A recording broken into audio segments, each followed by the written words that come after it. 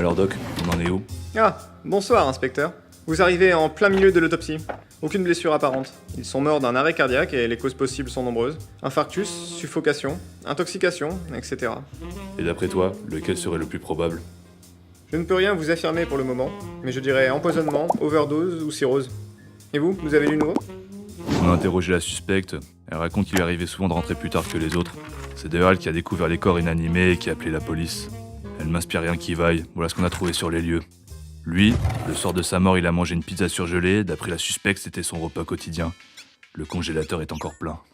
Et lui, un plat industriel réchauffé au micro-ondes. Il travaillait beaucoup et prenait pas le temps de se faire à manger vu ses restes. Ah, je viens de recevoir les analyses sanguines.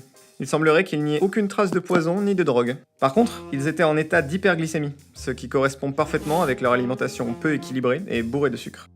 Du sucre? Oui, c'est très courant. Comme le sucre est très addictif, les industriels en mettent une quantité astronomique dans tous leurs produits pour nous pousser à la surconsommation. Et comme personne ne le sait et que le sucre n'est pas considéré comme dangereux, ils continuent. Tu es en train de me dire que le sucre est potentiellement mortel? En fonction du type de sucre, oui. Certains aliments ont un indice glycémique bas, les céréales entières et certains fruits, par exemple. Ils ont cette particularité qui fait que leur sucre se diffuse lentement dans le sang, à l'inverse des sucres dits rapides, comme les pâtisseries, ou encore l'alcool, qui vont très rapidement se loger dans les cellules, jusqu'à ce que celles-ci explosent. Donc ces personnes mangent trop sucré. Maintenant que tu le dis, sur les lieux du crime, on a retrouvé beaucoup de gâteaux, de sodas, de céréales. Je n'aurais jamais pensé que c'était aussi nocif. Oui, sur une longue durée. La plupart du temps, ce sont des personnes dans la cinquantaine qui en sont victimes.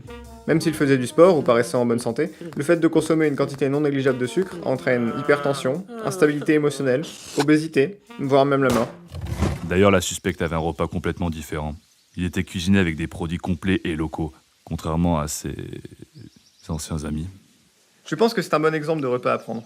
Cuisiner soi-même, c'est savoir ce qu'on mange, et ne pas laisser l'industrie nous gaver comme des oies. Bien, c'est une affaire classée. Je vais la libérer, on a terminé.